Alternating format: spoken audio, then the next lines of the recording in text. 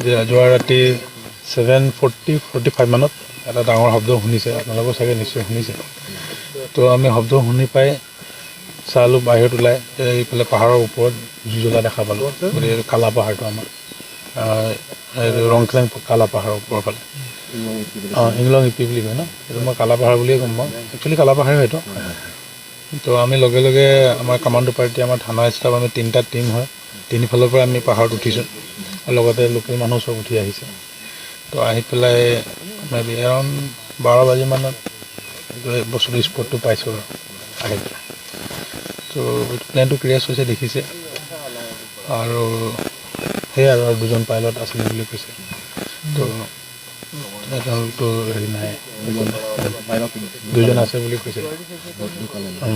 সেইটোৱে আৰু আপোনালোকে দেখিছে, এইটো তেওঁলোকে গোটেই এয়াৰফ'ৰ্চৰ মানুহ আহিছে। তেওঁলোকে পাৰ্টকৈ চব বস্তুবিলাক কালেক্ট কৰি আছে, তেওঁলোকে ইনভেষ্টিগেশ্যন কৰিব। কি বস্তু পাইছিল? এইটো এয়াৰক্ৰাফ্টৰ পাৰ্টছবিলাক পাইছে আৰু পাইলটৰ বডি পাৰ্টছ পাইছে, সেইকেইটাই। তেওঁলোকে চব এইবোৰ কৰিব, কৰি পেলাই প্ৰচিডিঅ'ৰ কি হয় কৰিব তেওঁলোকে এতিয়া ইনভেষ্টিগেট চাৰ্চ অপাৰেশ্যন কৰি আছে।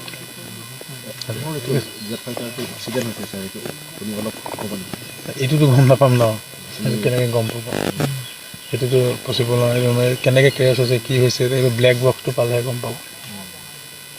ঠিক আছে,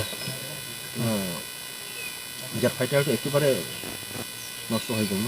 অঁ, এইটো দেখিছে আপোনাৰ গোটেই পাৰ্টছ পৰি আছে য'ত একদম বেছি হ'ব। এইটো মানে 2-3 কিলোমিটাৰ ডিষ্টেঞ্চত পৰিছে না, আমি তলৰ পৰা আছোঁ, তাতো পাৰ্টছ পৰি আছে। এইটো এতিয়ালৈকে মই কনফাৰ্ম হোৱা নাই, যোৰহাটৰ পৰা আহিছে, পাৰ্টিটো চব যোৰহাটৰ পৰা আহিছে। ঠিক আছে,